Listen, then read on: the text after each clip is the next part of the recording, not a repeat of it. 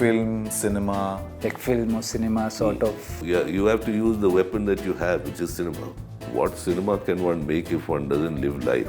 Even in terms of a cinema practice, good cinema, cinema, cinema, cinema, cinema, cinema, cinema. Cinema student. कौन है तुम लोग?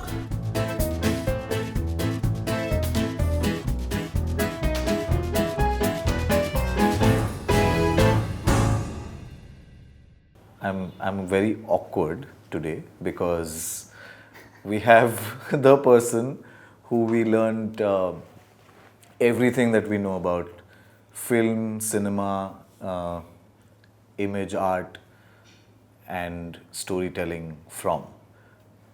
Glad to welcome Michael Joseph to our podcast today.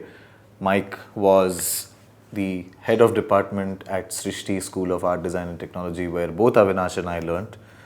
And very, very honored to have you here, Mike. Welcome. Thanks, Avinash, Kunal. It's very different. The dynamics have changed. How? You're asking the questions. I think we were asking questions even then, yeah. Yeah, no, it's great to be here. So how does it feel, Mike, to sit with the students and... It's teaching is a very strange profession in the sense that every year there is 20 or 30 people who you leave behind and another 20 come, and the 20 that you leave, we have just started to build a relationship over 3 or 4 years, and then you have to let go. But strangely, I think for a lot of my students, that relationship didn't end at the end of the course. And I think that's truly what is a teacher-student relationship. But what do you think binds this relationship? Is it film? I mean, I'm sure like it doesn't happen in many other professions, or I don't go back to my school teachers, or I don't know, there's something about the medium we learned, or like film or cinema sort of. I don't know whether it's just about film or art education. I think it's there. I mean, if you look at our traditional educational system, say in Hindustani music or Carnatic music, the idea was it was the shiksha would become part of the family. It was the home was the academy, and it was much beyond the discipline that was being taught, but rather about the person that you were trying to make. Sadly, over the last 10-15 years, higher education has become more and more corporatized, has become very transactional, and that shows in the relationship between student and teacher. It's almost that I'm giving you fees, you give me learning. But sorry, I can give you a certificate, I can give you something with a stamp on, but learning cannot be bought, learning cannot be monetized.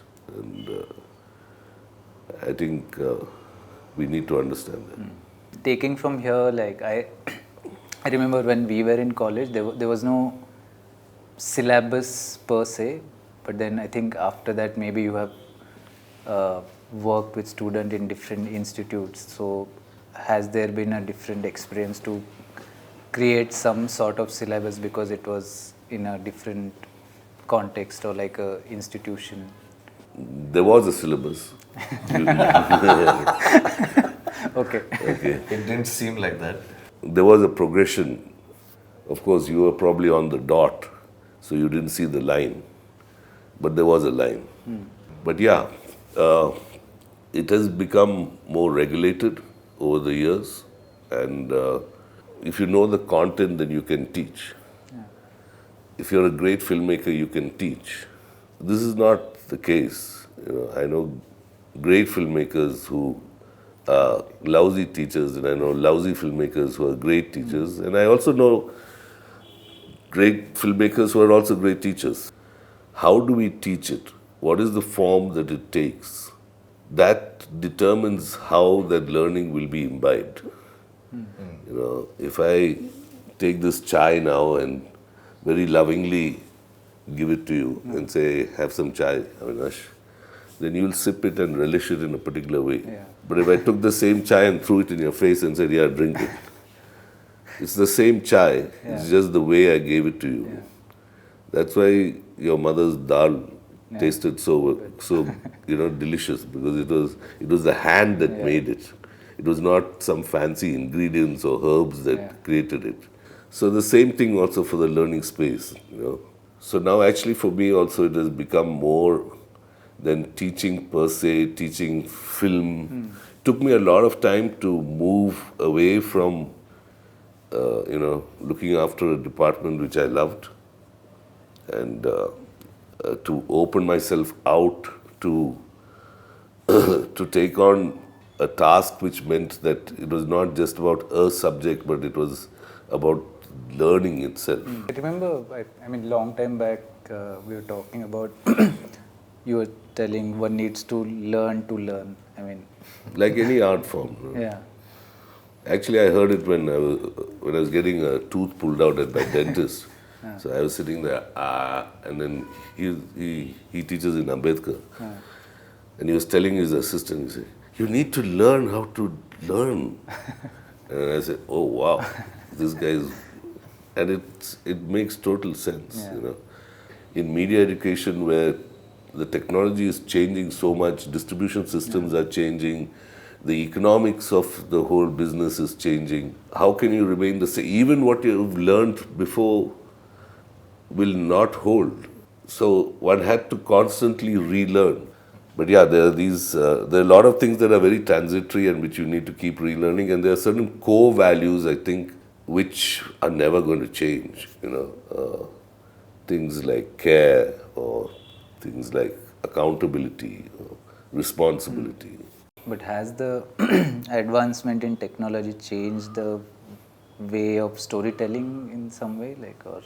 I think there are things that one can do. Like before we started the shoot now, the cameras were rolling, and Kunal said, no, I need to clean my glasses. You know?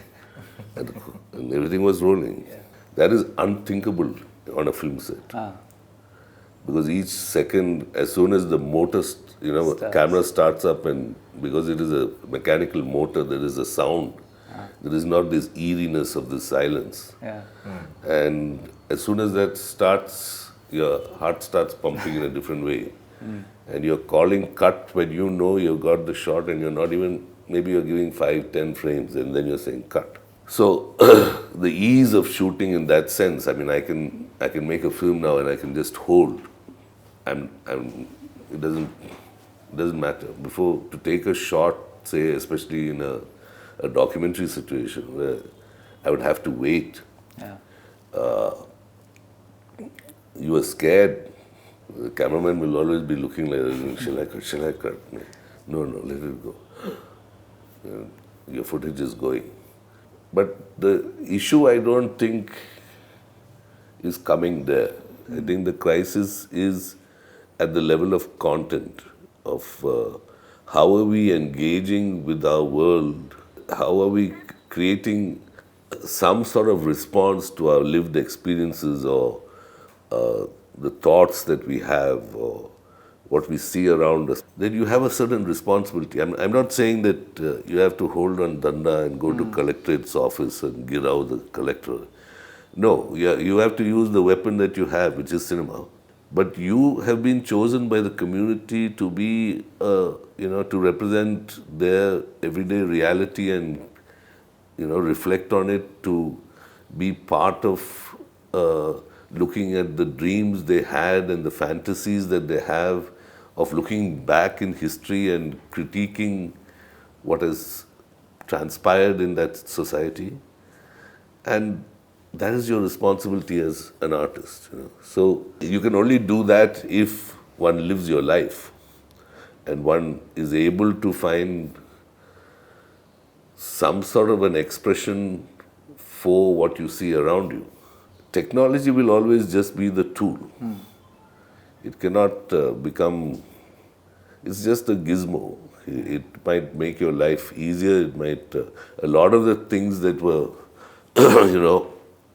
very laborious to do, like even to make one simple dissolve in an analog space, was that you had to, go back to your original negative, then go to your, create a master positive, then create a dupe negative, and then make a work print and put it back for one dissolve. But today it is just a flip from your effects pad. So you don't even, when in trouble and you can't make a cut, shook, you put it there, But is it needed? Is that what the story is demanding? But then has this also erased something? I sometimes wonder, this LCD monitor that I'm watching, which is giving me not an exact version of the image, but definitely a lot of it is there. As opposed to the film camera, where what I was seeing was just a blur because the shutter was just going across. And it was not what is going to get exposed on my negative. And therefore, I think I looked at light in a different way. Today, because I see it already, I don't see it. Okay.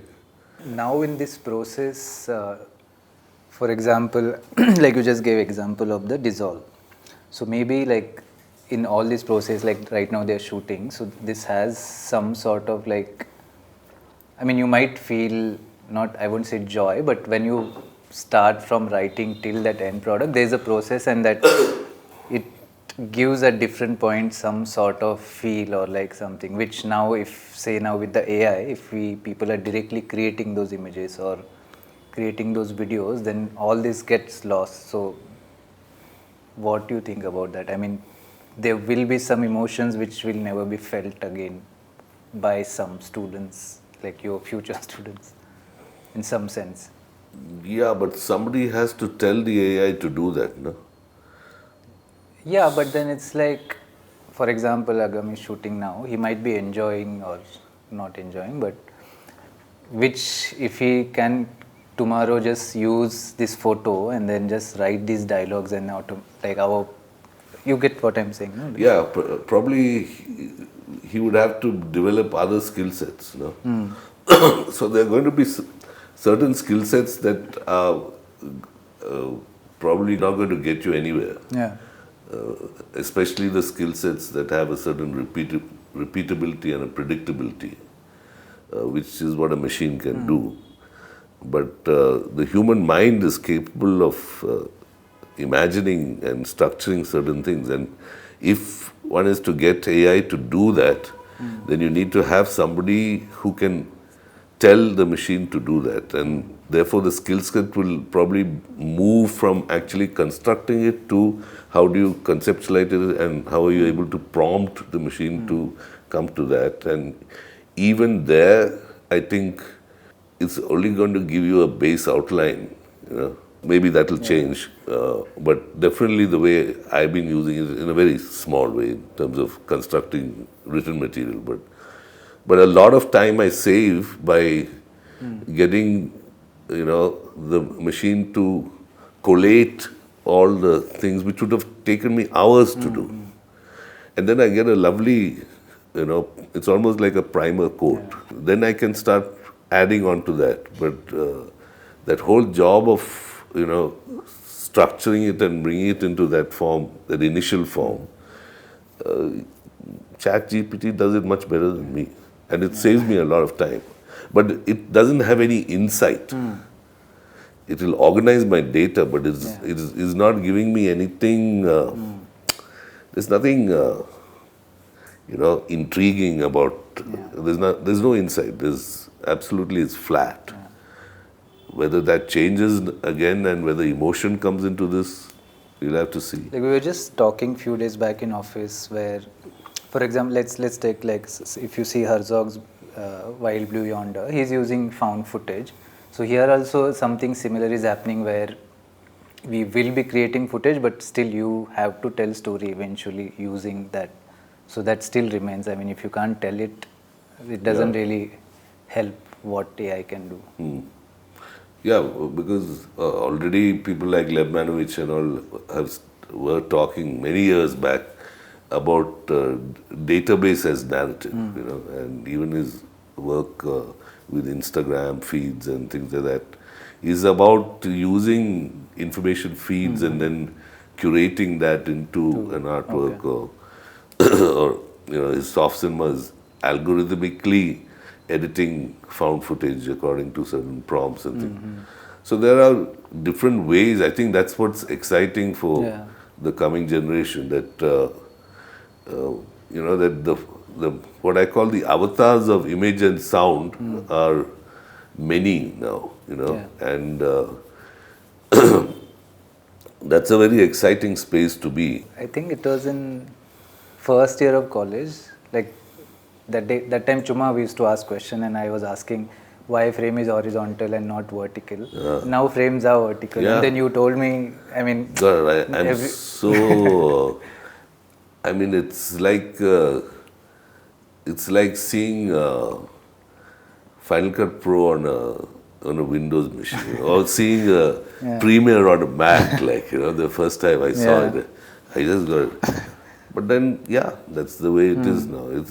Each new generation is going, I hope, question, because that's again a problem that I'm seeing, that the notion of dissent, the notion of questioning is sadly lacking. Even in terms of a cinema practice, what is radicality today? The distinction between art cinema and commercial cinema, which was very clear in the 60s and 70s, and Arvindan could only belong because he was totally into another space, compared to a Sholay. With no disrespect to both spaces, but I'm saying that the practice was so clearly different. Whereas today there is a lot of, even then there was also a middle of a road sort of a cinema, but still these other, a person like Mani or Kumar Shani were working with cinema in a very different way than a Benegal or, But today there is not that much. The spectrum is, I don't think, it is there, but in very different way. Not in terms of, I think, the radicality of understanding film language or form. But that just brings me to a question that just popped into my head when you spoke of, trying to make the cross dissolve and, shooting with film cameras, and you saw blur and all that. So tell us about your time at FTII. Yeah, I mean, for that it's about going back to my youth, and I really didn't know what to do with my life. I thought I'd do hotel management at one point of time, but even that, luckily I didn't get selected. Of course, at that time, 40 years back, Dad and all said, "Mohne, what, you're going to become a waiter? What is this like, Doctor's son is going to become a waiter," not realizing that I might have been the chief executive officer of Oberoi today. But thankfully that didn't happen. And one prod along, my +2 was in Mysore, and then came to Bangalore. By that time I realized that science was not my game, even though Dad was a doc, so I think he had dreams that I would take up the clinic and look after it. I started doing my graduation here in Bangalore at St. Joseph's, and we were really jobless. You know how it is, no? You've done it. I'm sure you guys have also done it, no? Just sit in cafes, looking at whoever you have to look at, and walking the streets, and get enough money to go and see a film, but really nothing long term in terms of a focus of what one wanted to do. And then suddenly one day one saw this small classified ad in the paper. I have another friend, Avra, and both of us were in the same situation. So I was sitting at this one and he said, "Hey Mike, they want actors. Yeah, they want actors. Theatre actors. They're doing a workshop production." I said, "Come on, Amar, let's go." Yeah, let's become famous. I mean, we'll become famous and we'll wear white shoes and yellow socks, and And suddenly I realized, wow, this is a profession like any other profession. This is an art form that demands a certain practice, and you didn't have to look, heavy, or you didn't have to, you didn't have to have physical attributes in that sense. Anybody could be an actor if you had the soul, and that just changed my life. And for the first time, I think I had a sense of purpose. I had a raison d'être, a reason to be.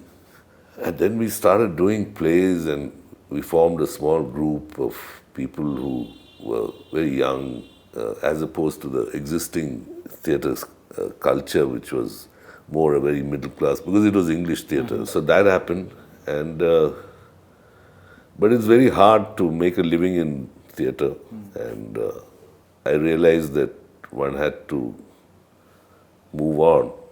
So the next, most closest thing was cinema. And I remember sitting and watching Throne of Blood, and wow, that's what FTII did. Because the archive was next to the institute, and we had access to that, it allowed us to go into a body of work which was cinema, because one was only able to see what was distributed commercially in the theatres, and one thought that that was cinema. And then suddenly there was this work that was from Bolivia and Poland, and it just opened oneself out. It opened oneself out beyond cinema also, I think. Suddenly one started looking at painting, started listening to music in a different way, looked at space in a different way. And I think for the first time in my life, I was learning, and I didn't know that I was learning, And there is no better state of mind to be than, because otherwise learning was such a pain, You had to smoke 10 BDs and keep trying to memorize stuff. And then suddenly here I was in a space where learning was effortless, and I really strive to make the learning space that. If that is the learning space you can create, then you just have to keep nudging. You don't have to be a policeman, because you have created the environment, the space for something to grow. And if you can do that, it will grow. You can't tell it when to grow and how to grow. It will grow according to how it has to grow. So yeah, FTI was very instrumental in making me who I am. But it also created a certain, because I left from there and I went to Vellore, to join a small video unit in the way back of Beyond. It was in a small village where there was nothing. There was just leprosy, snakes, and few birds and rocks and palmera trees. And I went in there strutting and said, Antonio is here, and Rene is here, and Gatak is here, and Buniel is in my heart. And I thought that because I'm an artist, I had this, very privileged way of seeing the world. And I was on this pedestal. I was an artist, But then I saw chiropodists and epidemiologists and paramedical workers who were 10 times more passionate than any artist that I've seen, who loved their work and loved what they did. With so much care, they would look after people who were afflicted with leprosy, which is strange because the disease is, the disabilities that one has seen in leprosy are very, it just changed my notion of what is beauty, because I've seen people without, grossly disabled, but their souls were so pure, their souls were so beautiful. And suddenly one realized that what cinema can one make if one doesn't live life. So, and who are you? You're just, as my friend says, you're just a dimple on the pimple of your left cheek. That's my position in life. I mean, that's who I am in this universe. Where I thought that I was the center, I thought. I was making cinema which I would duplicate 100 times on VHS and then post it out to 100 to 150 training institutes across India and abroad for them to understand how to treat leprosy or, very technical work, which was again very crazy because I had been taught that, multi-level of discourse and open-endedness and ambiguity, the things that I forced down your throats, was good cinema. And now suddenly I was making a cinema that was so precise that if I made any vagueness in that, somebody might be testing a muscle in Purliar or somewhere and doing it wrong on another human body, on another live human body. So the work I did had to be so exact, no room for ambiguity, so precise, easily understood. At one point one got a little frustrated because one had always thought of film as being expression. And then I think I came to terms to it when I understood that film also has this other sort of dimension which Gaston Robage talks about actually, and where he says that the social function of cinema might not make it art in the traditional way. And I realized that I was using video as a communication tool. I was able to bring a whole reality into the classroom by just using film, and then went on to use participatory video methods also to engage health workers in creating their own material. We were working with school kids and making them health educators by becoming filmmakers and making films around leprosy or what they perceived was leprosy. So again, that's 7 years, and 7 years I know more about leprosy than I think a person who does an MBBS.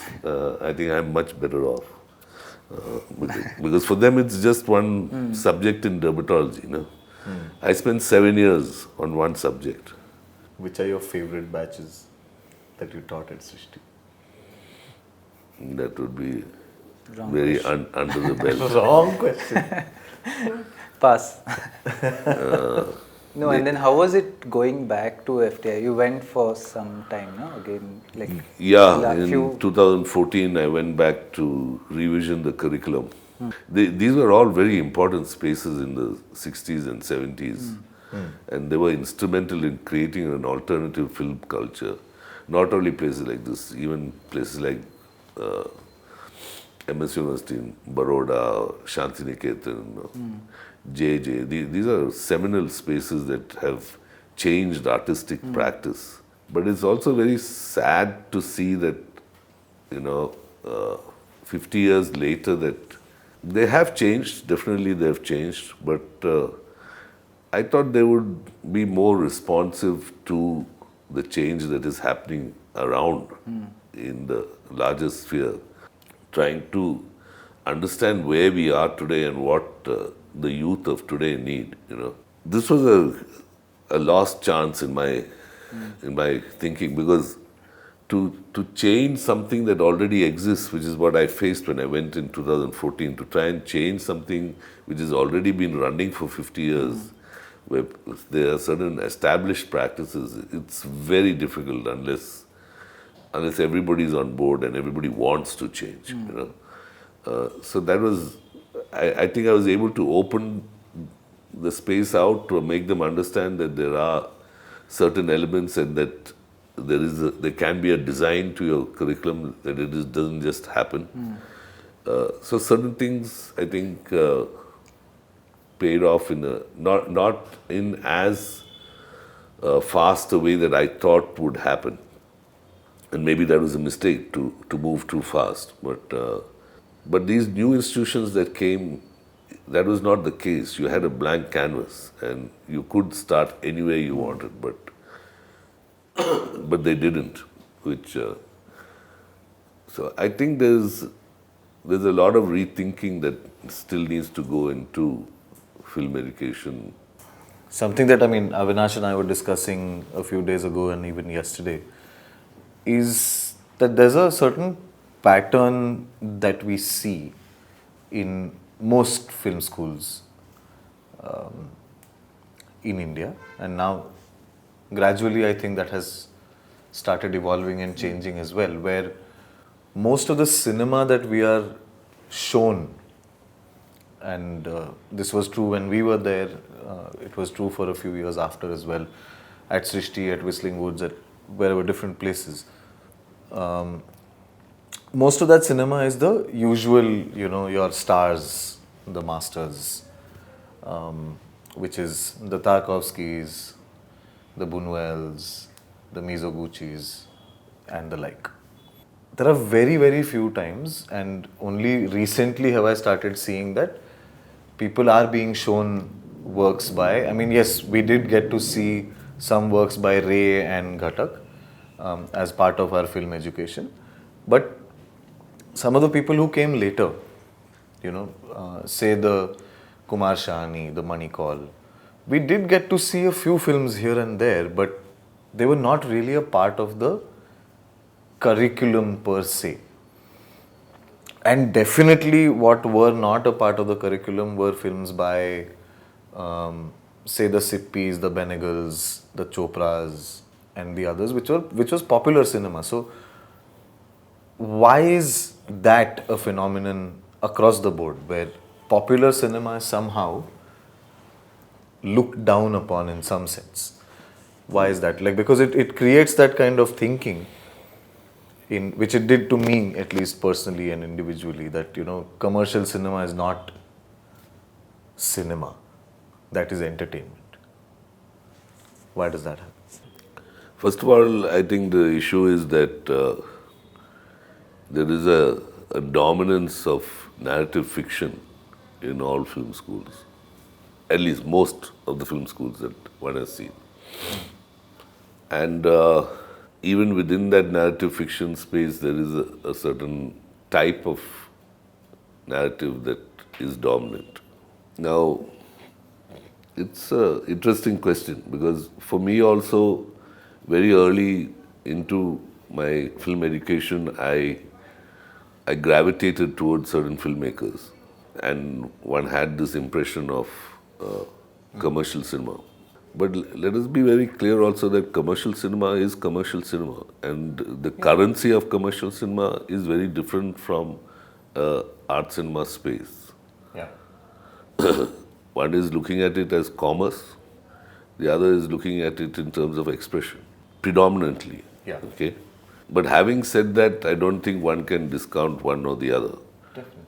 So that's another point. So there are two things. One is this dominance of narrative fiction. Why are you not looking at documentary filmmakers, Joris Ivans or people like? They are also never usually included, or even if a documentary module is included into the film curriculum, it's almost just fit it in sort of a thing.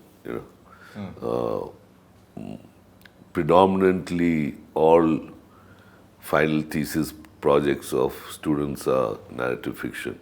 Very few. I know that you are an aberration. Both of us. Yeah. Finally, I think it is about you trying to find expression as a filmmaker, and trying to find what is your position, where do you situate yourself. Definitely, the idea of Indian aesthetics is something that is needs to be, addressed in terms of it coming into the curriculum in a stronger way. There is a very dominant Western aesthetic framework that is there. And we have, from Natya Shastra to so many beautiful texts and traditions of performance, of art that we need to bring into, again, not to make it, like it's not about making it Indian in a misunderstood way, but it is about trying to ground it in a culture that you are situated in. Yeah. So definitely that is something that is lacking. The idea of the popular or the commercial cinema also needs to be looked at not emotionally. Even your lament that it is not there comes from, I can feel an emotion in your question, which can be there, but I think as a student of cinema or a student of culture, it is more that you need to understand it as a cultural phenomenon.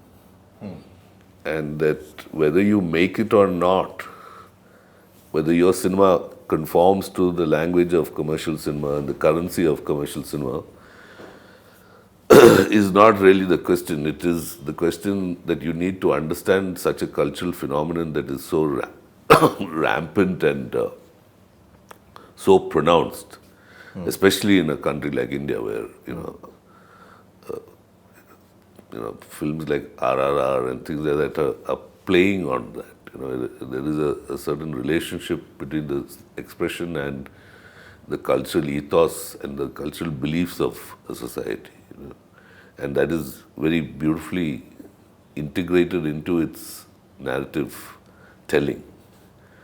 One can agree or disagree, but it is there, I think. It's about finding voice. The individual's voice has to be foregrounded, and the institutional tradition on which that person, it's almost that he's coming from that gharana. And that gharana is there, but within that gharana, a Kumar Gandhar is very distinct. It's not the other way around. Where I think a lot of institutions, that is happening, that the institutional voice is coming above the individual voice, and therefore it feels problematic. Yeah. For me also, I mean, as I said earlier, that it was I chose to go that way, and I still go that way. I know I'll never make a Bollywood hit or anything like that. But it took me some time after film school to understand that if I was professing an alternative film culture, what was it an alternative to? And it was an alternative to a certain mainstream culture. Right.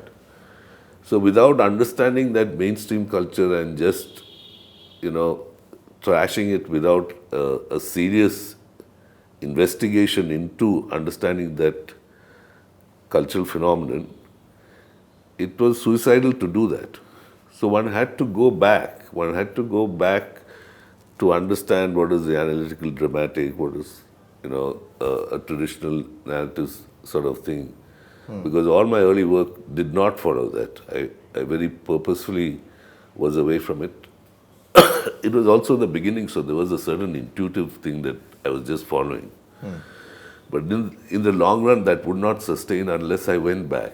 So I had to go back. I had to restudy certain things and understand it for what it is and be able to decode it.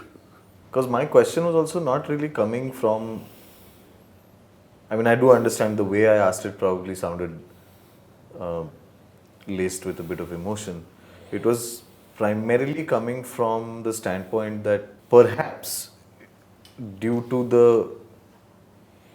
the dominance of one particular kind of cinema that you get to see in film school and the lack thereof of the other, there is a certain sort of, and this is what I'm saying after seeing a bunch of younger folks come work with us here at Qrious, and like have a certain kind of sensibility that is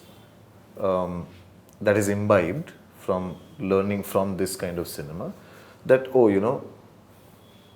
a Shah Rukh Khan film is not worth being called cinema, or worth being called any other sort of this thing. So I mean, if you the direction that I'm taking is kind of that there is, while critiquing something, just like you said right now, like while critiquing something, if we are not able to articulate our criticism of it in a particular way beyond sort of because this doesn't conform to the aesthetic that we saw or we were It's taught. not that. It is the fact that, see, any cinema will reveal a certain politics and ideology. And commercial cinema and a Shah Rukh Khan film reveals that. If you conform to that politics and ideology, fine. Okay. I don't.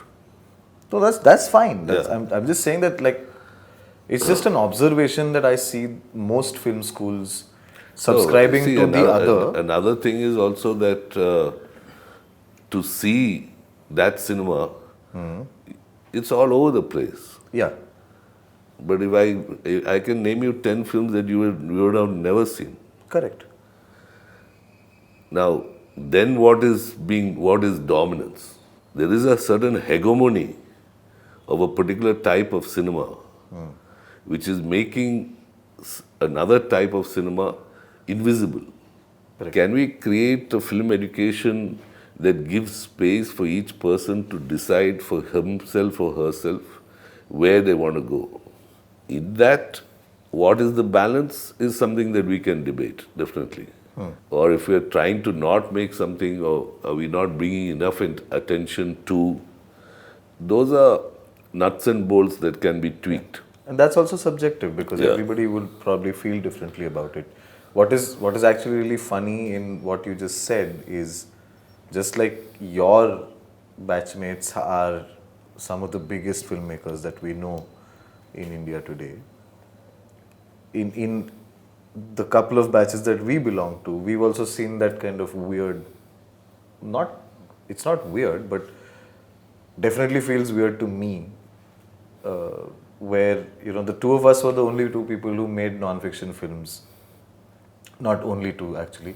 In my batch, I was the only one. In his batch, he was one of the two people who made non-fiction films. Today, we are sitting in a place where on a daily basis we create commercial work. And the people who were making narrative fiction in college are, at least from my batch, I mean, there were 8 of us. I am still in touch with 4. Not a single one who made narrative fiction in college today is engaged with that same form. One is one of the most hot and upcoming documentary filmmakers from India. The other is teaching in a design school in Delhi. And another one is, another 2, one is sitting in New York running a design company, and another one in Helsinki doing something completely different. So that's also, the question was definitely coming from a space of just, what you said, like the balance is something that can be figured out as per what you said very early on in the conversation, that every year if you teach the same thing, it wouldn't work. So over time, I think if there is some space to sort of critically look at popular cinema, not necessarily saying Bollywood, any popular cinema, juxtaposed with the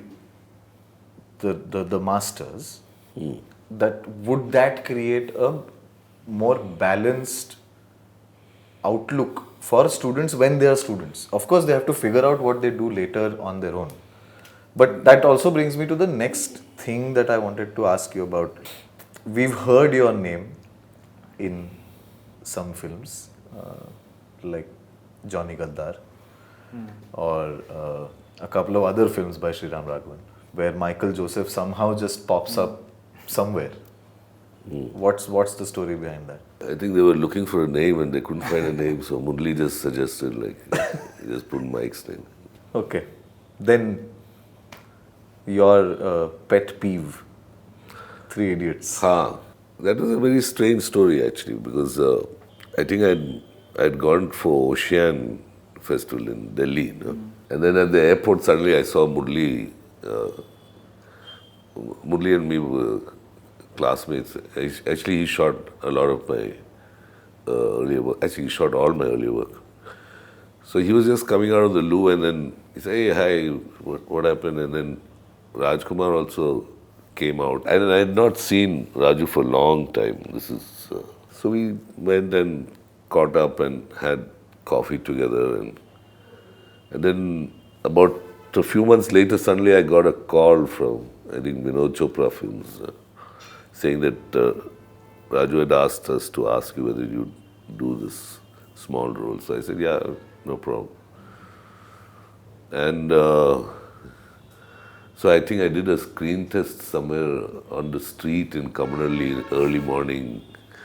But actually, initially they were planning to cast me as in the beginning, there's a Sardar who Madhav takes his taxi and goes off.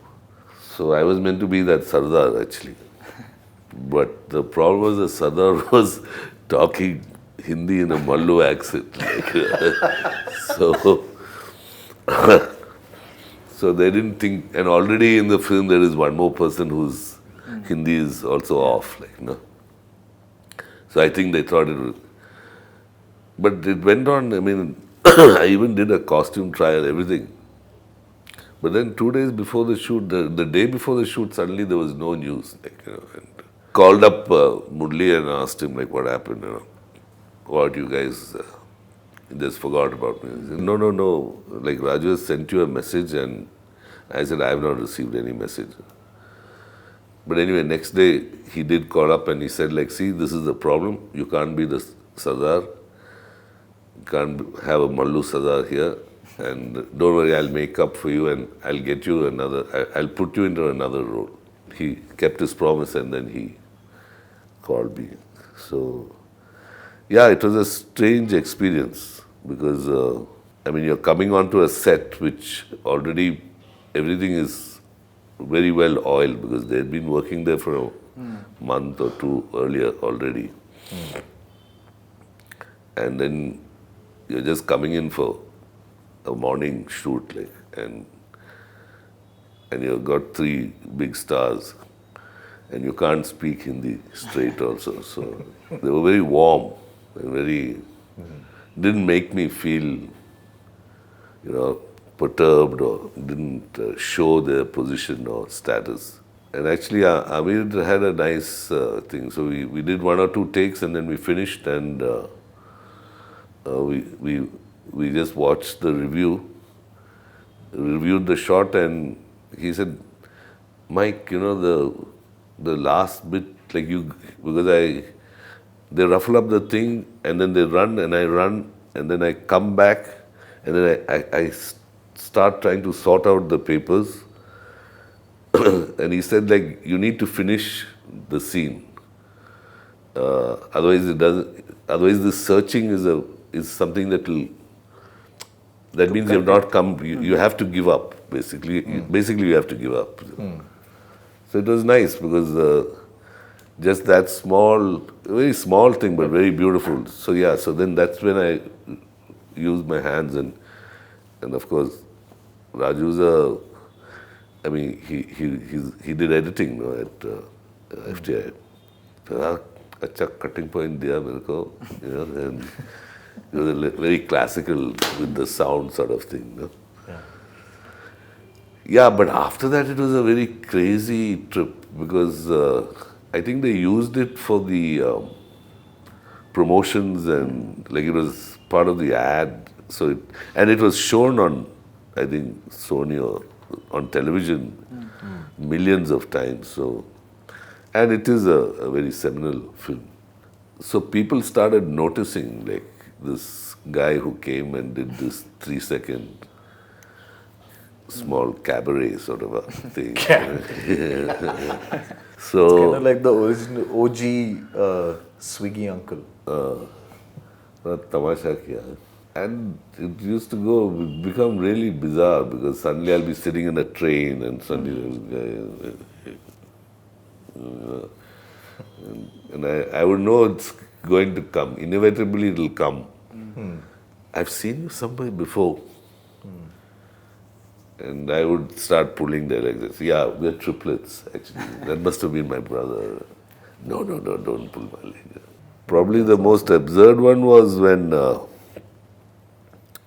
I think Avinash Deshpande, who's my classmate and fellow filmmaker, he had come down to do a session, I think, in Anand Subramaniam's place, I think in Comet or something. And then we were having dinner together, and at the end of dinner, I went to the washroom, and as we were, relieving ourselves, this guy, from the other urinal saying, "I've seen you before." Yeah, you've seen me. Where have you seen? No, I've seen you before. And I said, "Yeah, okay." And before I finished my job and came out, the whole family was outside the urinal, and saying, "Oh, so nice to meet you," and this, that. And I said, "Yeah." And I quickly slipped down the steps and went. And is as usual sort of thing when old friends meet, like we went down and again we were talking downstairs. By the time the family finished dinner and came down, so they still saw me there and said, "Oh," then the kids asked me for autograph, and so I'd say, "Study hard, Mike." And something I'd never done myself. And then they all Couldn't say stood anything with, else. I didn't know what else to write.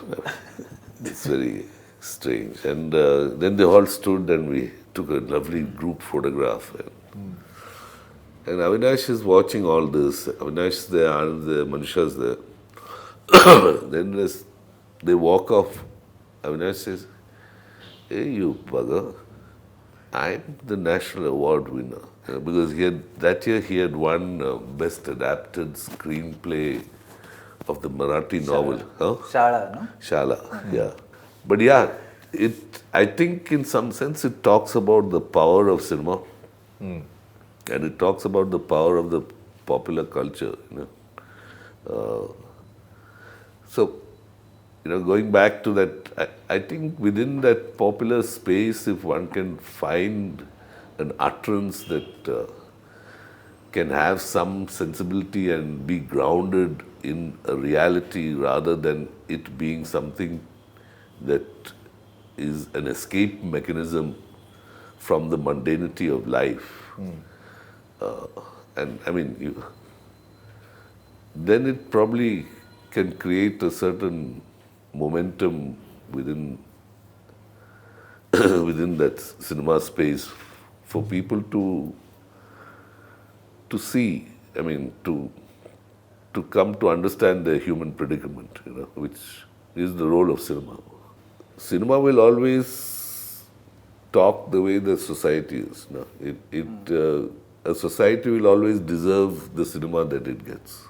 So after Three Idiots, you didn't feel like, or did you get more offers, or? And Not really. I didn't really pursue it either. I mean, you have been working with theatre or acted before also. So now that suddenly there was this big Bollywood film, and then did you feel like getting? I didn't really tag into it. I didn't really. I could have used it, but I don't think I did. So I think we'll end it with a very cliche question. What advice you will give to aspiring filmmakers? Or if you don't want to give that, is also fine. Mike will be like, "निकल यहाँ से 15 साल पहले मैंने सिखाया था." नहीं, उसको I mean, kids says- No, I'm kidding. I'm asking for the audience. Like, if Yeah, there will be obviously. some kids who want to get into this because it looks fascinating. See, it's a very opportune time. The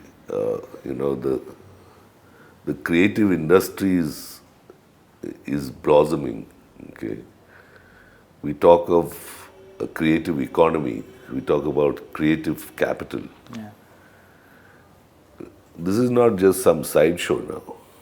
Okay, this is probably an economy and a sector that is going to contribute to the GDP of a country, probably even more than offshoring from IT or something like that. I don't know, but you'll have to check that. So when you and me joined,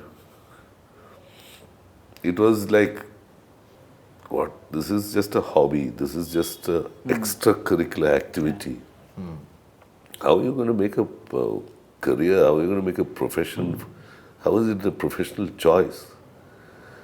Today it's a very viable professional choice because the opportunity is there. So for this generation, they're lucky to have, like what we talked about, the avatars of image and sound. I mean, the spectrum itself is wider than what it was 30 years back.